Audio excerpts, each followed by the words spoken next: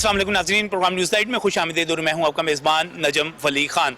और इस वक्त मैं मौजूद हूं जेल रोड पर, जो लाहौर में गाड़ियों की ख़रीदो फरोख्त के हवाले से सबसे बड़ी मार्केट है। मैं यहां पर किसी अच्छी खबर के साथ मौजूद नहीं हूं।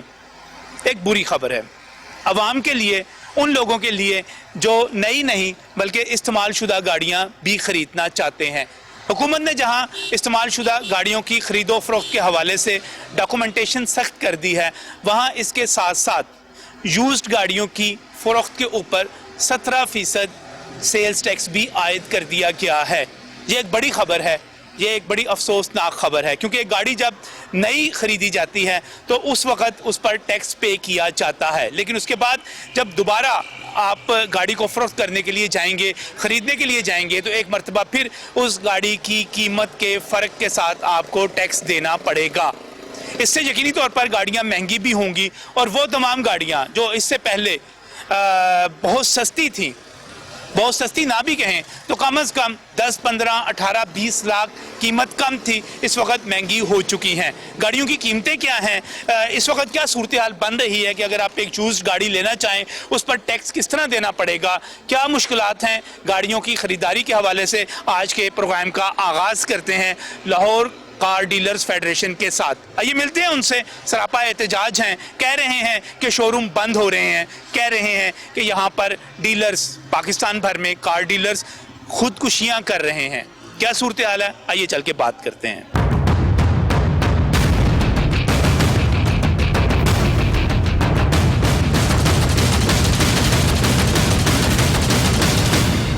नाज़रीन, प्रोग्राम का आगाज़ करते हैं लाहौर कार डीलर्स फेडरेशन के सदर शहजादा सलीम से। जो बातें मैं आपको बता रहा था, वो बातें जो हैं आज लाहौर के कार डीलर्स जो हैं जगह जगह पर कर रहे हैं, अफसोस का इजहार कर रहे हैं, कारोबार ख़त्म होने की बात कर रहे हैं। ये कहा जा रहा है कि एक आम आदमी के लिए गाड़ी महंगी होने की बात तो हम बार बार सब करते चले आ रहे हैं कि 2 बरसों में गाड़ी, आम गाड़ी कितनी महंगी होगी, लेकिन अब गाड़ी की ख़रीदारी मुश्किल कितनी हो जाएगी, नामुमकिन कितनी हो जाएगी। शहजादा सलीम साहब, इस पर आपका इनपुट क्या है, क्या कहते हैं?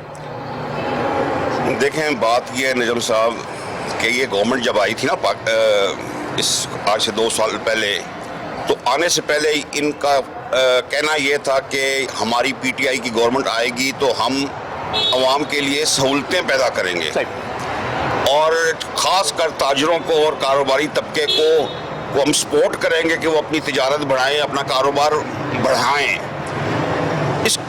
इन्होंने इसके बिल्कुल उलट है कि जो छोटे मोटे हम लोगों के जैसे हम जैसे सफ़ेद पे कुछ लोगों के कारोबार चल रहे थे, उन चलते हुए कारोबारों को भी इन्होंने आके बंद कर दिया।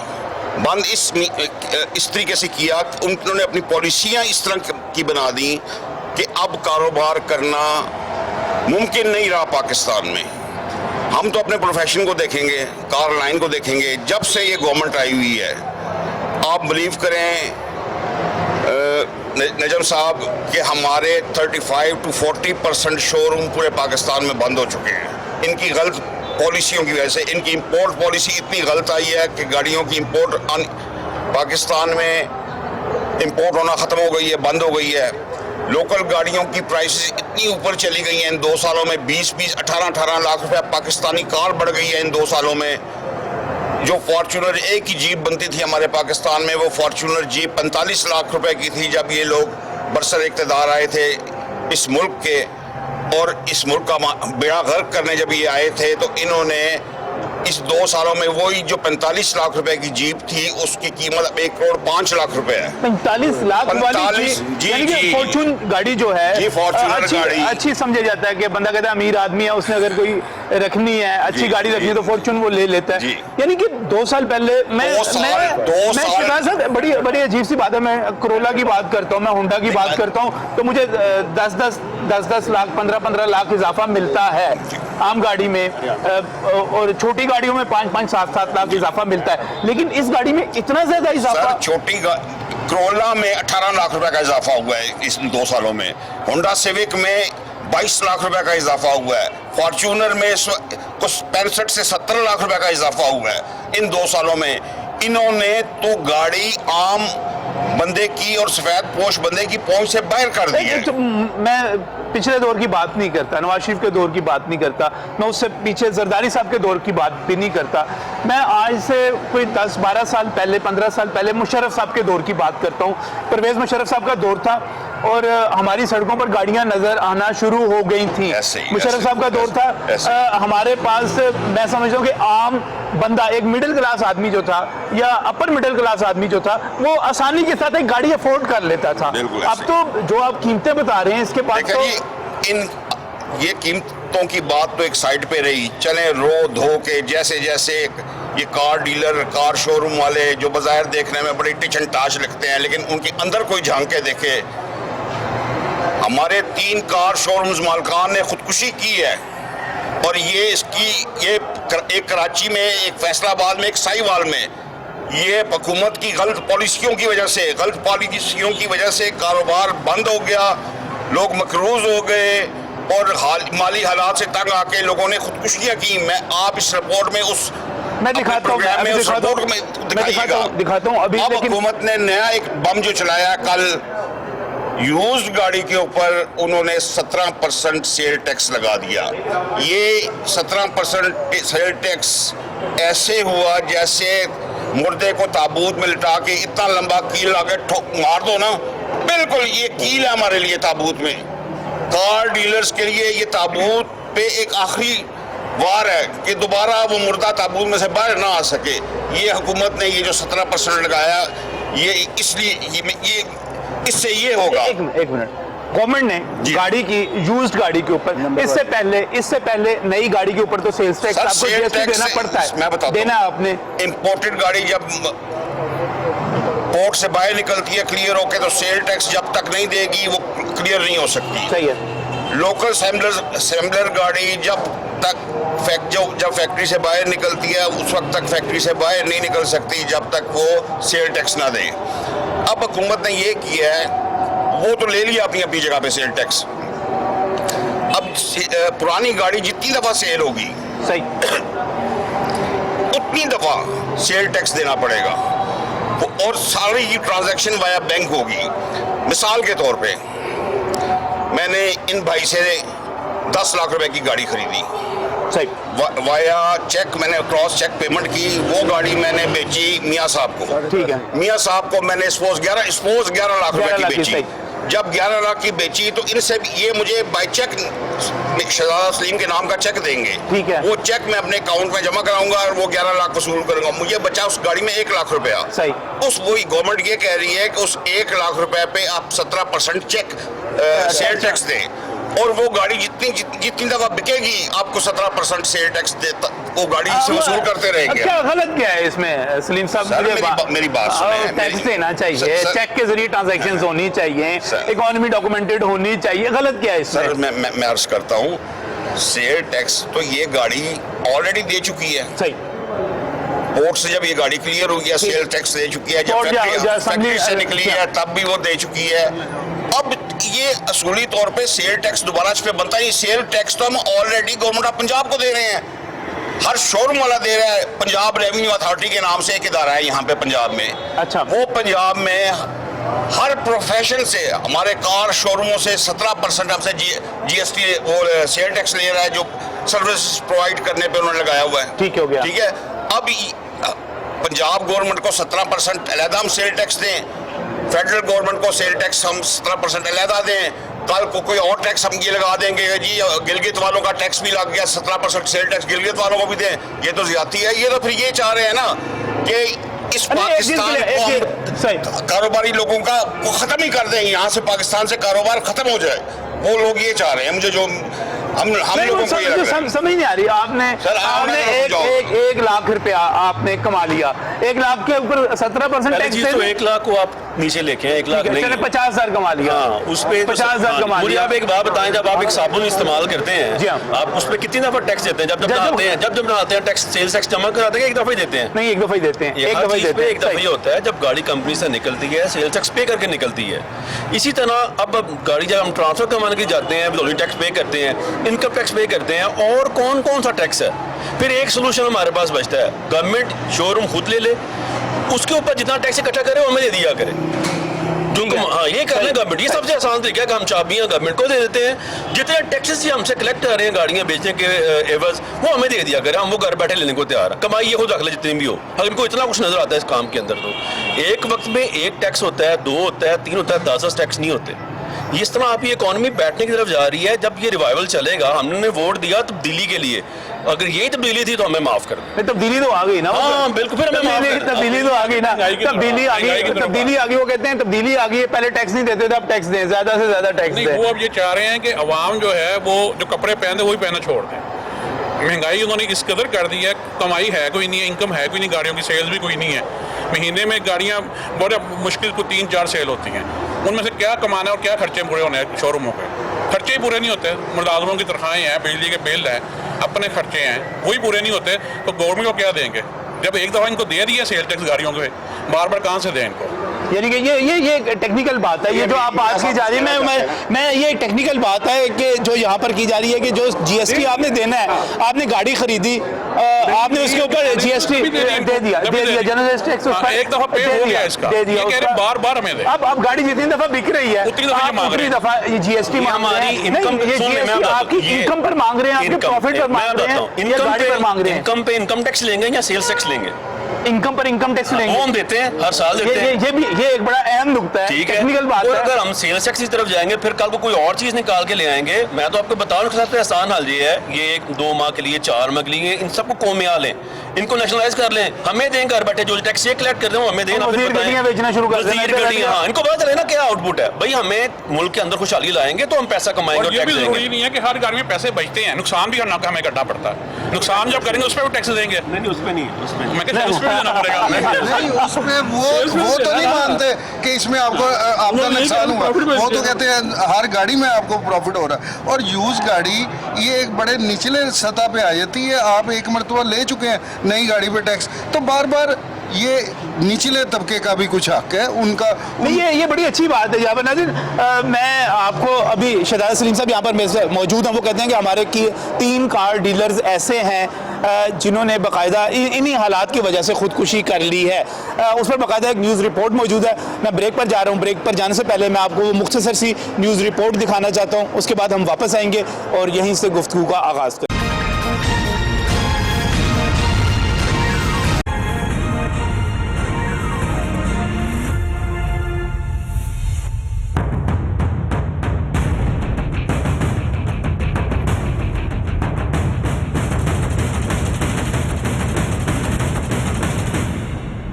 गाड़ियाँ महंगी तो हो चुकी अपनी जगह पर, 15 लाख 18 लाख तक एक पाकिस्तानी आम गाड़ी जो है महंगी हो चुकी है। आप फॉर्च्यूनर नहीं ले रहे, वो एक अलग मसला है, लेकिन अगर आप होंडा ले रहे हैं, टोयोटा ले रहे हैं, कोई भी गाड़ी ले रहे हैं, गाड़ियों की कीमतों पर भी हम बात करेंगे। लेकिन हुकूमत ने गाड़ी लेना और बेचना मुश्किल भी बना दिया है।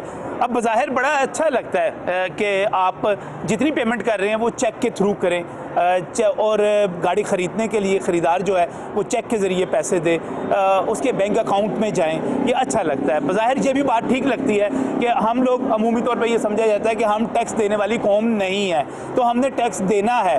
तो जब आप गाड़ी ख़रीद रहे हैं तो आप उसके ऊपर जो कमाई हो रही है वो टैक्स दें। तो यहाँ पर 2 सवाल बड़े अच्छे उठते हैं। एक पहला सवाल ये है कि एक गाड़ी, मिसाल के तौर पे ये नई गाड़ी जब ख़रीदी गई तो इस गाड़ी के ऊपर जीएसटी दे दिया गया, गवर्नमेंट ने इस गाड़ी की सेल्स के ऊपर टैक्स वसूल कर लिया। अब ये गाड़ी टैक्स अदा कर चुकी है, अब ये इसके ऊपर टैक्स हुकूमत नहीं ले सकती, एक ही चीज़ पर बार बार टैक्स नहीं लिया जा सकता। ये बड़ी एक अहम बात है। और दूसरी बात, अगर आप ये कहते हैं कि यहाँ पर जो बड़ी तादाद में, मैं यहाँ पर जब जेल रोड पर मौजूद हूँ और यहाँ पर बहुत सारे कार डीलर्स हैं, फिर जहाँ की बात नहीं करते, फैसल टाउन में बहुत बड़ी मार्केट है, समनाबाद में बहुत बड़ी मार्केट है, डिफेंस में बहुत बड़ी मार्केट है, इन तमाम मार्केट्स को आप जमा कर लें तो आप ये कहते हैं कि हमने यहाँ पर गाड़ी फ़रोख्त होती है तो हमने यहाँ पर टैक्स लेना है। अगर आपने टैक्स लेना है, इस इनकम के ऊपर लेना है, यूज्ड गाड़ी के ऊपर लेना है, तो इसका मतलब ये हुआ कि आप फिर एक तरफ इनकम टैक्स ले रहे हैं, साल बाद आप ताजरों से कह रहे हैं कि आप अपनी रिटर्न भी जमा करवाएं। जब आप रिटर्न जमा करवाएंगे तो उसके ऊपर लाजमी तौर पे आपसे इनकम टैक्स लिया जाएगा। जब आप इनकम टैक्स ले रहे हैं तो उसी गाड़ी की खरीद बेचने पर, जिसके ज़रिए आप एक गाड़ी के ऊपर फ़र्ज़ किया 1 लाख रुपये मुनाफा ले रहे हैं, तो आपने इनकम टैक्स भी लेना है, आपने उसके ऊपर जीएसटी भी लेना है एक मरतबा फिर। और ये टैक्स कितने % चला जाएगा। और मैं ये नाज़रीन यहाँ पर जितने कार डीलर्स मौजूद हैं, मैं आपको एक बात इनके सामने ही बता देता हूँ कि ये कार डीलर्स ने अपनी जेब से नहीं देना।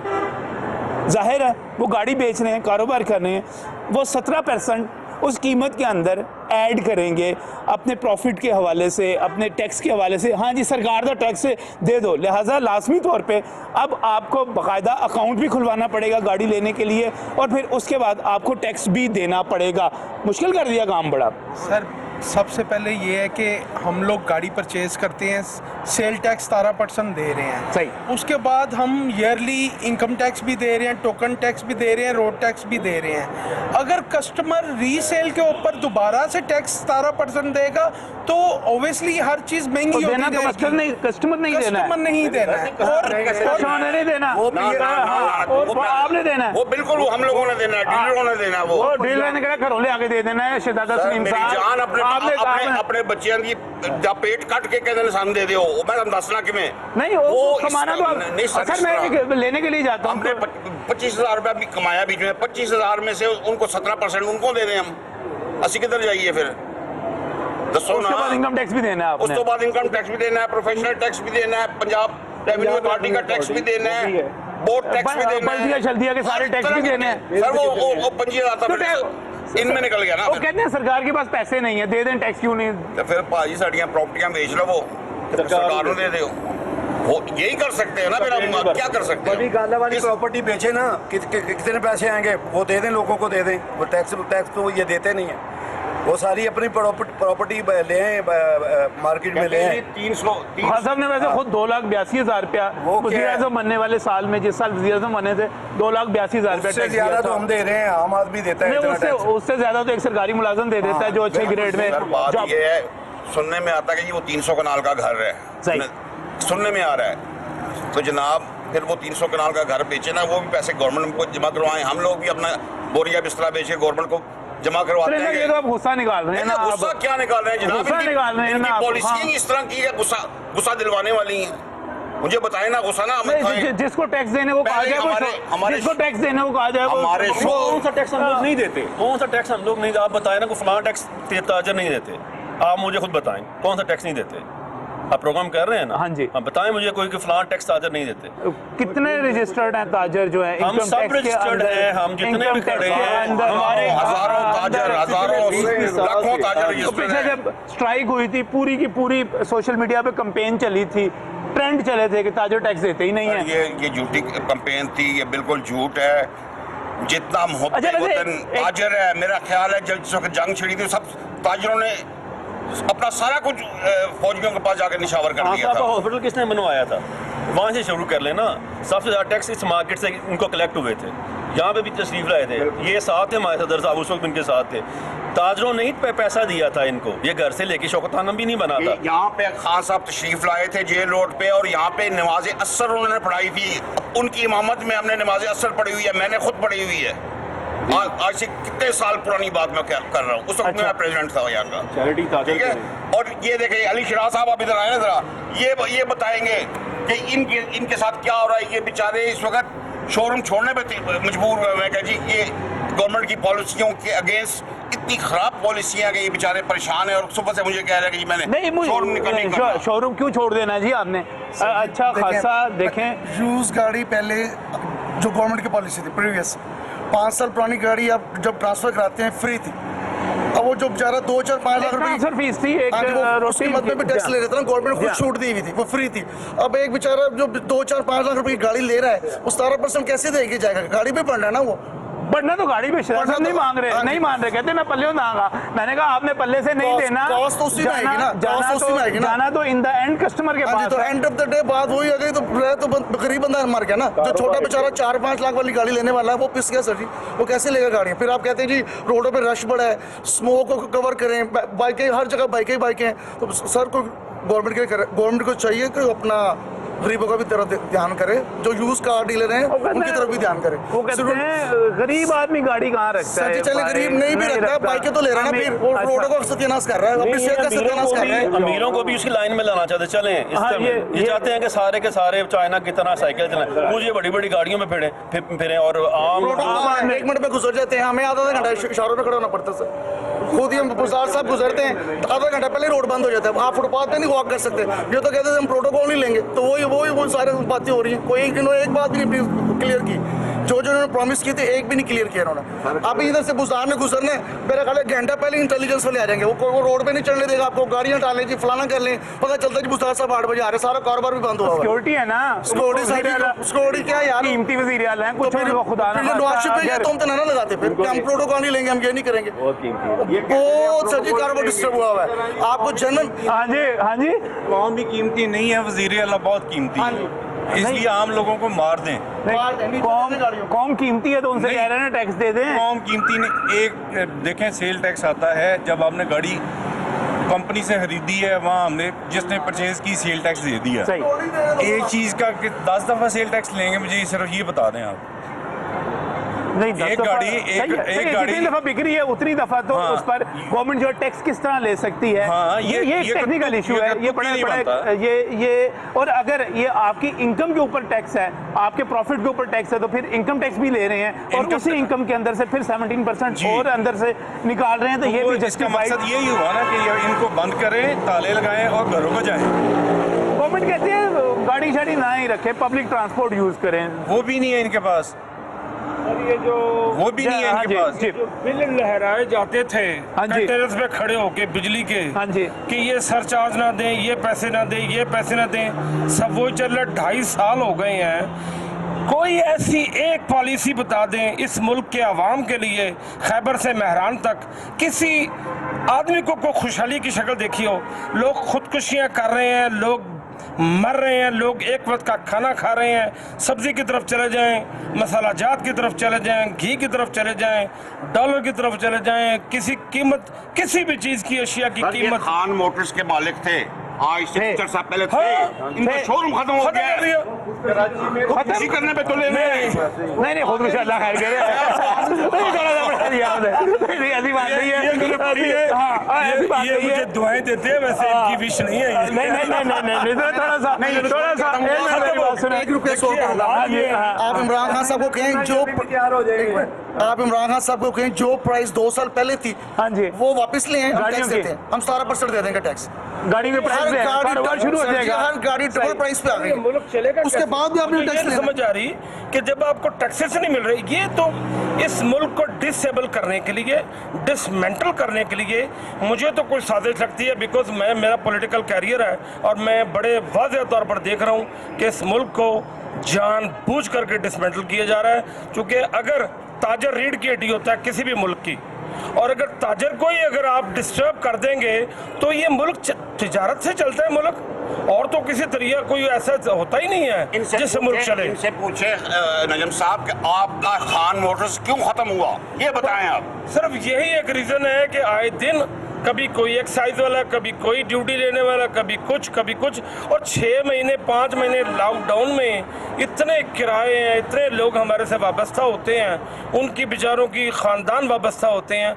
इस कारोबार आपने गाड़ियों की सेल परचेज कर दिया है, खत्म कर दिया जी, आपने छोड़ दिया, मैं छोड़ दिया, बड़ा मुश्किल से। अब क्या कर रहे हैं? नहीं कर रहे हैं, गाड़ियों का काम थोड़ा बहुत शुरू में खत्म कर दिया। क्यों खत्म कर दिया? उसकी रीजन ये थी कि इस मुल्क में कोई बंदा कारोबार कर ही नहीं सकता मेरे ख्याल में, ये फाइनल है मेरा, क्योंकि ये डिसमेंटल कर दिया इस कंट्री को, इस मुल्क के ताजरों को, ताकि ये लोग कोई कारोबार कर ना सके और मुल्क बर्बाद हो जाए।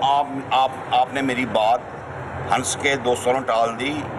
आप बिलीव करें, मैं बिल्कुल 100% सीरियसली कह रहा हूँ, ये खान साहब वाकई खुदकुशी पे सोच रहे हैं। जिस तरह हमारे कराची में, फैसलाबाद में, साहिवाल कार डीलर्स ने खुदकुशी नहीं की, उसी तरह खान साहब वाकई सोच रहे हैं अगर हुकूमत ने अपनी पॉलिसियाँ ना बदली तो इसी तरह लाहौर ये वाला सारे इश्यूज तो मौजूद हैं, क्राइसिस भी मौजूद है। हुकूमत होश के नाखन ले। हुकूमत देखें, की इनका है आने वाले दिनों में। अब ये जो कह रहे हैं ना कि हर गाड़ी पे आप ना सेल्स टैक्स 17% थे, आपने इनकी खुदकुशी करवा दी है। हाँ जी, कह रहे थे परसों मुझे कि बड़े हालात खराब हो गए हैं। सबके खराब हैं जी, मेरे सबके खराब हैं। ना करें ऐसा ना हो। अब ये ऐसा ना हो रहा। शेख साहब को देखे ना, ये इनका शेख साहब ऐसे हालात आपके ठीक नहीं लग रहे मुझे। कारोबार ही नहीं है। कारोबार ठीक क्या नहीं करें? है। ठीक या शेख साहब होने की वजह से ऐसे लग रहे हैं आप मुझे। हाँ जी, क्या आपको बताया, बहुत बुरे हालात। बुरे हालात हैं। अच्छा मुझे एक बात बताइएगा, मुझे यहाँ पर ब्रेक पर भी जाना है। ये इशू भी है, जितना आप सब लोग गुस्से में हैं, आप भी गुस्से में थे सारे, आप भी गुस्से में थे, आप सारे जो है यहाँ पर जिस किस्म की बात कर रहे हैं पाकिस्तान में गुस्से में। जरा यार ये दिखाना, जरा कैमरा घुमा के दूर तक दिखाना जरा। मैं जेल रोड पर हूँ। मैं इस वक्त सन्नाटा तो पड़ा ही हुआ है, मैं जेल रोड पर। जो कमाए, हाँ जी, जो कमाए इमरान खान को दे बस, जो कमाए इमरान खान को दे बस, इमरान खान को दे। जो कमाए पीटीआई को दे मुझे बस। एक बात बताइएगा, शोरूम पे कोई ग्राहक नजर नहीं आपको आएगा। आप देखेंगे कि एक आदमी गाड़ी खरीदने आया हो, सब इसी तरह इधर कोई इधर भाग रहा है, कोई इधर भाग रहा है। कोई यहाँ पूरे पर- मार्केट में सुनाटा है। मुझे एक बात मैं दिखाऊं, मुझे खाली पड़े हैं। पता मैं क्यों दिखाना चाह रहा हूँ ये सारे शोरूम, ये गाड़ी। मैं गाड़ियों के शोरूम जहाँ पर है, जेल रोड लाहौर की बड़ी मार्केट है, सबसे बड़ी मार्केट है, मैं वहाँ पर मौजूद हूँ। गाड़ियाँ बिकने के लिए यहाँ पर मौजूद है और मनते हैं लग रहे हैं मैं नून लीग के जलसे से आ गया। और नहीं हाँ जी, अरे गुस्सा नहीं, मैं आपको आप गौर से सुनिए। मैंने सारी जिंदगी नून लीग को वोट नहीं दिया। सही, मैंने हमेशा मैं पीटीआई का हामी रहा। मैंने जिंदगी में कभी वोट नहीं डाला था। पहली दफा जिंदगी में सबके लिए शौकत खानम की कैंपेन चलाई और यहाँ पर आई, उनकी इमामत में नमाज असर पड़ी यहाँ पर। ये मैं हकीकत बता रहा हूँ। शौकत खानम बनवाने में आपने सही जिंदगी में पहली दफा मैंने वोट डाला और पूरी फैमिली के साथ डाला और सुबह 9 बजे से लाइन में लग के वोट डाला। इसलिए डाला था कि हमारे कारोबार तबाह कर हो जाएगा, इसलिए वोट दिया था कि हम ही फाकों पे आ जाएंगे। हमने ये सोच के, तो हमने तो नए पाकिस्तान को वोट दिया था ना।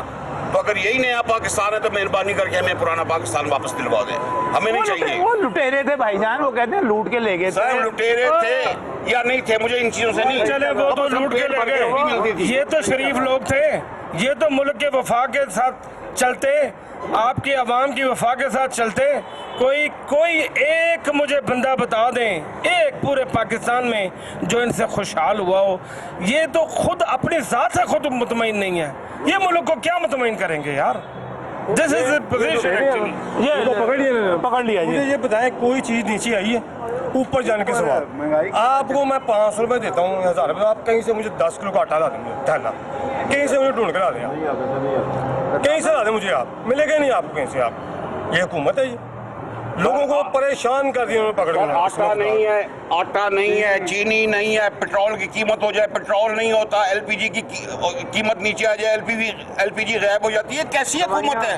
दवाइयों की कीमत हो जाए, दवाइयाँ गायब हो जाती हैं। इन्होंने बोलने वाले वो रात को इकट्ठे होकर खाना पीना खाते हैं, याशी करते हैं, सुबह को आके शेप शुप करके बैठ जाते हैं टीवी के सामने और लोगों को बेवकूफ़ बनाना शुरू कर देते हैं। This is the way they are doing in with the nation, but this is not good. कितना अरसा चलेगा, कब तक चलेगा? इट टाइम चेंज आना चाहिए समहाउ। पहले लोग चले अच्छे नहीं थे, हम भी मानते हैं नहीं अच्छे थे, हमने उनको सपोर्ट नहीं किया। उससे पहले भी अच्छे नहीं थे, हम भी मान लेते हैं चले ये भी कि उससे पहले भी अच्छे नहीं थे। लेकिन अब क्या हो रहा है? What's going on? ये तो एहसास करें कम से कम यार। हमने उनको वाकई डाकू समझा, चोर समझा, हमने वोट नहीं दिए। हमने तो इनको अच्छा समझ के वोट दिए थे ना। हमने तो ये कहा था कि नया पाकिस्तान बनेगा। ये 6 लोग हैं जिस तरह की ये बातें करते थे, हम भी कन्विंस हो गए थे कि हो सकता है पाकिस्तान की तकदीर बदल दे। यही सोच के अपने जिंदगी में पहली दफा अगर वोट के लिए निकले और वो पीटीआई के लिए निकले और पूरी फैमिली को लेके निकले हैं। हाँ? क्या ये इस पाकिस्तान के लिए तो टैक्स देने को कह रहे हैं ना शहजाद साहब? सर नहीं क्या कह रहे हैं? टैक्स तो हम पहले भी देते थे और सारी जिंदगी जब तक जिंदा हैं देते रहेंगे। बगैर टैक्स के इस पाकिस्तान में रहना मुमकिन ही नहीं है। लेकिन डबल टैक्स कारोबार के बगैर सर टैक्स मेरी जान इनकम ट्रिपल टैक्स देखे ना ये इस टैक्स को ले ले इनकम टैक्स पे ये कह रहे हैं जो कमा रहे हैं उस पर टैक्स दे इनकम टैक्स ले तो रहे हैं भाई, कितना ही दफा लेना इनकम टैक्स ले तो रहे हैं, इसी इनकम पर ले रहे हैं, भी ले रहे हैं, बिजली के बिल पर भी ले रहे हर चीज़ पे ले तो हैं, रहे हैं गैस के बिल पर भी ले रहे हैं, दुनिया के हर बिल पर ले रहे हैं, टैक्स तो ले ही रहे हैं। हर सुबह उठते हैं जो हम चाय की पत्ती चाय का नाश्ता करते हैं, डबल रोटी खाते हैं, अंडे खाते हैं, उसमें भी टैक्स होता है। टैक्स तो आवाम दे ही रही है यार। सुबह जब उठते हैं बुर्श करते हैं उसका भी टैक्स है, पेस्ट का भी टैक्स है, अंडे ब्रेड का भी टैक्स है। और एक गोली एक गाड़ी होती है, एक मुलजिम एक बंदा, जब वो फायर मारते हैं एक बंदे को मारते अकेला ही मारता है। ये बार बार गोलियां मारना या हमें छोड़ दें भाई ये मेरे भाई जो है सरफराज साहब इतनी इन्होंने लेकिन ये खुदकुशी नहीं कर रही है, इसको ना कहिएगा। तारीफ करें इतनी अच्छी सेहत थी, इन दिनों में देखें इनकी सेहत कैसी हो गई है। 150 किलो मेरा वजन था, अब सारा रह गया 65 किलो, सिर्फ इसी वजह से। ये बड़ी, मैं जहाँ पे खड़ा हूँ गाड़ी के ऊपर टैक्स के ऊपर, आप जरा दोस्त मौजूद है, मैं ब्रेक पर जाना चाह रहा हूँ। ब्रेक पर जाने से पहले जरा सोचिए हम गाड़ी के ऊपर टैक्स किस तरह देते हैं, कितना एक गाड़ी जब सड़क पर निकलती है तो टैक्स कितना देती है। ये कितनी दफ़ा मैं यही आपके साथ मिलकर बताने लगा हूँ कि जब गाड़ी इंपोर्ट की जाती है या यहाँ पे असेंबल होती है, यहाँ पर बनती है, तो फैक्ट्री से निकलती है तो टैक्स दिया जाता है। सर टैक्स दिया गया, बिल्कुल दिया गया, टैक्स दिया गया। उसके बाद हम गाड़ी रजिस्ट्रेशन करवाने के लिए गए, रजिस्ट्रेशन के ऊपर एक अलग टैक्स फिर दे दिया। उसके बाद रिश्वत भी दी गई, कार्ड नहीं देते, अच्छा उसका नंबर प्लेट ना देना। अच्छा उसके बाद सर एक मिनट सर, पैसे लेते हैं नंबर प्लेट के, रजिस्ट्रेशन के पैसे ले लेते हैं, ना कार्ड डिलीवर करते हैं, ना उसका वो नंबर प्लेट वो अपनी जगह पे टैक्स आ गया, उससे भी आगे आए। उससे बाद टोकन दे गाड़ी के ऊपर आप बैठ गए तो आपने ड्राइविंग लाइसेंस बनवाया, वो भी आपने फीस देकर उस पर टैक्स देकर बनवाया। फिर गाड़ी बाहर निकली, उसके अंदर हाँ जी, जब तक वो गाड़ी जिंदा है, हाँ जी, वो बिलालगंज में नहीं जाती तब तक वो गाड़ी टैक्स, अगर वो 50 साल जिंदा था वो 50 साल टैक्स देती रहेगी। आप सड़क के ऊपर आए तो टोल टैक्स तो आपने देना ही देना है, जहाँ से भी आप गुजरेंगे, किसी अच्छी सड़क से गुजरेंगे टैक्स देना है। आपने जो गाड़ी में पेट्रोल डलवाया था, आपने उस पेट्रोल के ऊपर भी अच्छा खासा टैक्स है। इस वक्त यह कहा जा रहा है कि शायद हमें पेट्रोल जो है तकरीबन 45 रुपये लीटर से ऊपर कॉस्ट नहीं कर रहा, लेकिन 100 रुपये से ऊपर कहीं ज़्यादा हमारे। अच्छा आपने उस पर टैक्स दिया, आपने सड़कों पर गुजरने के ऊपर भी टैक्स दिया, आपने पेट्रोल के अंदर भी टैक्स दिया, आपने टोल टैक्स भी दिया, आपने टोकन टैक्स भी दिया। और उसके बाद जब आपने गाड़ी के टायर तब्दील करवाने हैं, कुछ और करना है, उसके बाद आप फिर टैक्स देंगे। गाड़ी के ऊपर कुछ भी करवाने के लिए आप जाएंगे, गाड़ी का ऑयल चेंज करवाने के लिए जाएंगे, गाड़ी का छोटा सा आप फिल्टर डलवाने के लिए जाएंगे, आप फिर उसके ऊपर टैक्स देंगे। यानी कि मैं समझता हूँ कि गाड़ी जितना टैक्स देती है कोई और शोबा दे ही नहीं सकता। और कमर्शियल और अभी कमर्शियल गाड़ियाँ सोने की मुर्गी है, जब तक जिंदा रहेगी इसने सोने का अंडा देते रहना। और हम उस मुर्गी को ज़िबा कर रहे हैं, उस मुर्गी को हम ज़िबा कर रहे हैं। और यहाँ पर जो सारी सूरत हाल बनी हुई है वो आपके सामने है। तो यहाँ पर एक ब्रेक लेते हैं, ब्रेक से वापस आते हैं तो जो डीलर्स मौजूद हैं आपके लिए एक मरतबा फिर कीमतों के हवाले से डिस्कस करते हैं।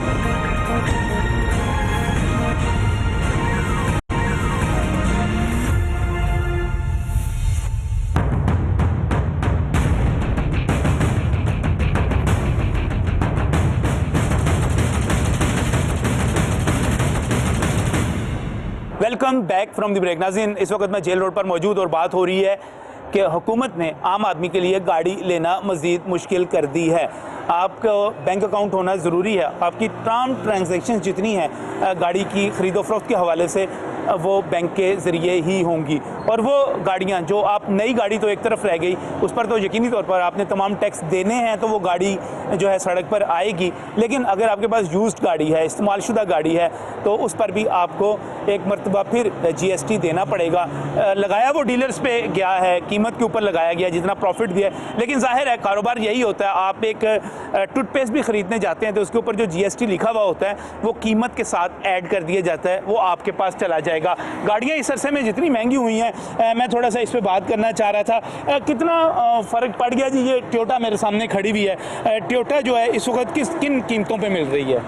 टोयोटा में सर अगर हम इसकी इनवॉइस रेट का जिक्र करें तो ये गाड़ी जो ओरिजिनल ये वाली शेप जो लॉन्च हुई थी वो 20 लाख के करीब लॉन्च हुई थी, और जो शेप बंद हुई है अभी ये 29,28,000 के ऊपर बंद हुई है। इसकी जगह अब यारिस जो नया वेरिएंट है वो लॉन्च कर दिया गया, लेकिन वो भी बिल्ड और क्वालिटी के लिहाज से अपनी प्राइस से बहुत ज़्यादा है, जिसको आवाम के ज़्यादातर हलकों में पसंद भी नहीं किया जा रहा। और इस शेप के ऊपर जो है वो प्रीमियम जो वसूल किया जा रहा है वो 3 से 4 लाख रुपया है।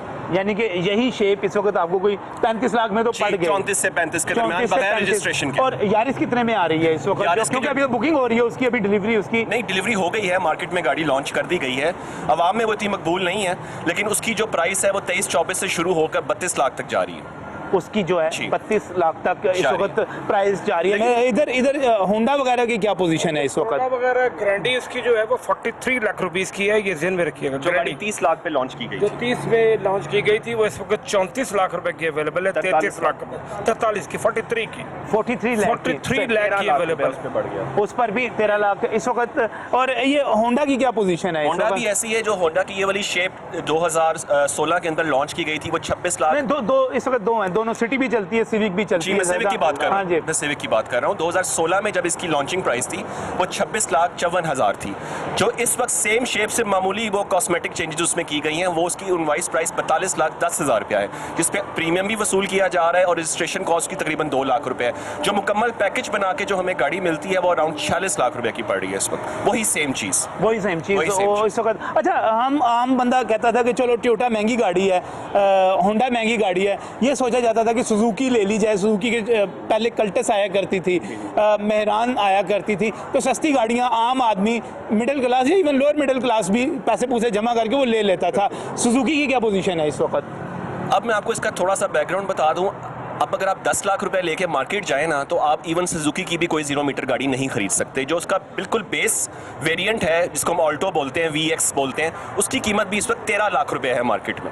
और उसका जो ऑल्टो का जो टॉप वेरिएंट है उसकी कीमत 16,13,000 रुपया है। जो कल्टस वगैरह आप 9, 10, 11 लाख में आप पहले खरीदते थे, वो 20, 21, 22 को टच कर रही हैं। और जो वैगन आर जो 9 लाख समथिंग पे लॉन्च की गई थी, वही सेम शेप इस वक्त 16,70,000 के करीब है। 16,70,000 पे। और इंडिया में कोई 11.5 लाख पाकिस्तानी रुपयों में, जी हाँ, सब पाकिस्तानी रुपयों में मिल जाता है। पाकिस्तान की कीमत जो है ये ड्यूरिंग इस हुकूमत की जो 2 वर्षों के अंदर जो है 2 वर्षों के अंदर डबल हो गई है। एक चीज तो थी, बीच में सोचा जा रहा था कि इंपोर्टेड गाड़ियां महंगी हो जाती हैं डॉलर की कीमत बढ़ने से, लेकिन असेंबलिंग भी यहाँ पे बस एक फ्रॉड ही है। चीजें देखिए, जो असेंबलिंग जो लोग कर रहे हैं गाड़ियों की, उनके जो ब्रीफ केसेस हैं वो अवाने बाला में जाते हैं, वहाँ से जाकर के सारे मामला सेटल होते हैं। हमारे दाऊद साहब, आपको पता है, वो भी माशाल्लाह मिनिस्टर हैं और वो बड़े अच्छे मिनिस्टर हैं, उनकी पॉलिसीज भी आपके सामने हैं। और स्पेयर पार्ट्स की अपनी अपनी जनाब हर किस्म की अंडर इनवॉइस ये जनाब ओवर इनवॉइस चीज़ें मंगा करके फिर वो ख़रीद कर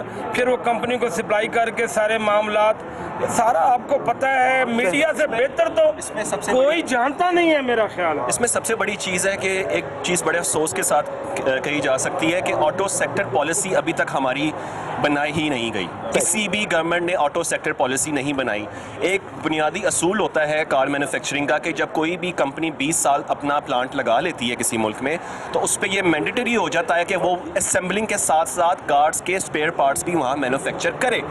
अब आप देख लें, होंडा, टोयोटा, सुजुकी, इनको 30 साल से ज़्यादा हो चुके हैं, लेकिन अभी भी 70 to 80% गाड़ी हमारी बाहर से इंपोर्ट हो रही है। सिर्फ और सिर्फ बुनियादी उसकी असेंबलिंग यहाँ पे होती है, जोड़ दे यहाँ पे, और वो भी मुकम्मल नहीं जोड़ते। इंजन सारा सील पैक यहाँ पे मिलता है। इसीलिए जैसी डॉलर की कीमत में जरा सा रद्दोबदल आता है, इन डीलर्स के पास एक मौका आ जाता है कि वो गाड़ी की कीमत बढ़ा देते हैं। सही यहाँ पर ना, प्रोग्राम के आखिर में शहजादा सलीम साहब की तरफ एक मरतबा फिर, गाड़ी पहले ही महंगी होने की वजह से मुश्किल थी, और अब जो है आपने हुकूमत ने जितना क़वाइदो ज़वाबित में सख्ती कर दी है, मज़ीद टैक्स आयद कर दिए हैं, तो उसकी वजह से मज़ीद सख्त होगी। आखिर में गवर्नमेंट से, इमरान खान साहब से, बाकी वफाकी वज़रा से, हुकूमत से क्या क्या कहना चाहेंगे आप? देखें नजम भाई, हुकूमत वक्त जो है, यानी इमरान खान साहब की हुकूमत को अब संजीदगी के साथ सोचना चाहिए कि अपनी पॉलिसियों को वो चेंज करें। मैं शर्तिया ये बात करने के लिए तैयार हूँ, अगर तो हुकूमत ने यही पॉलिसियाँ रखी और यही मतलब जिस तरह की उनके जो मशीर और जो उनके वज़ीर हैं, उन्होंने यही मामलात इसी तरह कारोबार के हर कारोबार के साथ और हर मामले में इसी तरह के काम जारी रखे, तो फिर ये इमरान खान साहब के लिए ये पहली और आखिरी दफ़ा प्राइम मिनिस्टरशिप है। उसके बाद इनको दोबारा कम से कम पाकिस्तान की आवाम, पाकिस्तान के ताजर वोट नहीं देंगे। ये मैं 100% गारंटी से कहता हूँ। और ये चंद दिन पहले ये गोपी साहब के साथ भी इसी तरह ही एक मामला हुआ। इनको इतना टैक्स ठोक दिया गवर्नमेंट ने कि ये मतलब इंतहाई परेशान हो गए। हर ताजर परेशान है, हर गवर्नमेंट के हर इदारे ने ताजरों को परेशान किया हुआ है। हम तो ये सोच के नए पाकिस्तान को हमने वोट दिया था कि हमें सहूलतें मिलेंगी, हमें आसानियां प्रोवाइड की जाएंगी कि हम अपनी तिजारत को बढ़ाएं और पाकिस्तान मजबूत और मुस्तहकम होकर आगे बढ़े। लेकिन ये इन 2 सालों में पाकिस्तान पता नहीं कितना पीछे चला गया। शायद इमरान खान साहब कुछ चीज़ का अंदाज़ा नहीं है। हर चीज़ ओके की रिपोर्ट उनको ऊपर दी जा रही है। वो खुद नीचे आके जरा देखें, उनको पता लगे अवाम किस तरह वक्त गुजार रही है अपना, बिल्कुल किस परेशानी में टाइम गुजार रहे हैं हम लोग। सही नाज़रीन, ये सूरत हाल है यहाँ पर इस वक्त मार्केट की आपके सामने है कि एक तरफ तो गाड़ियाँ महंगी हो चुकी और बेपनाह महंगी हो चुकी, जिसके नतीजे में आम आदमी की क़ुव्वत ख़रीद, जब आपकी GDP नीचे जा रहा है, आपका ग्रोथ रेट नीचे जा रहा है, आपकी मुलाजमतें कम होती चली जा रही हैं, तो ऐसे में ज़ाहिर है लोगों के पास पैसे नहीं होंगे, बचत नहीं होंगे, तो गाड़ी नहीं ख़रीद सकेंगे। पहले ये होता था कि एक आम आदमी ये सोचता था कि 2-4 लाख रुपए डाल के आप अपनी गाड़ी का मॉडल चेंज कर सकते हैं, उसे अपग्रेड कर सकते हैं, पुरानी गाड़ी बेचकर नई ले सकते हैं। लेकिन अब ये सूरत हाल नहीं रही, फ़र्क बहुत ज़्यादा आ चुका है कीमतों में। और उसके बाद इस वक्त जो टैक्सेस की सूरत हाल है वो भी आपके सामने है। डबल और ट्रिपल टैक्सेशन यहाँ पर हो रही है। डबल और ट्रिपल टैक्सेशन किसी भी मुआशरे में, किसी भी रियासत में काबिल कबूल नहीं होती। कारोबार तबाह हो रहे हैं, आम आदमी गाड़ी ख़रीदने की सलाहियत से दिन ब दिन महरूम होता चला जा रहा है। हमारा काम है आवाज़ उठाना, आप तक पहुंचाना कि पाकिस्तानी सख्त मुश्किल में है। आम पाकिस्तानी, ख़ासतौर पे वो पाकिस्तानी जिन्होंने पाकिस्तान तहरीक इंसाफ को वोट दिया था, एक middle class, upper middle class और उम्रा समझे जाते थे। गरीबों की बात छोड़ दीजिए। मैंने आज का प्रोग्राम चीनी पर नहीं किया जिसकी कीमत 115 रुपये हो चुकी। मैंने आज का प्रोग्राम आटे पर नहीं किया जिसकी कीमत 60-70 रुपये से ऊपर जा चुकी। मैंने आज का प्रोग्राम बिजली पर नहीं किया, मैंने गाड़ियों पर किया है और उन लोगों को किया है जो तहरीक इंसाफ का बैकबोन समझे जाते थे, वो तबका समझा जाता था जो तहरीक इंसाफ को लेकर आया है। वो भी सख्त मुश्किलात का, सख्त परेशानी का शिकार है। शोरूम बंद हो रहे हैं, खुदकुशियाँ हो रही हैं। अल्लाह रहम करे, हुकूमत भी रहम करे। इसी दरख्वास्त के साथ अल्लाह हाफ़िज़।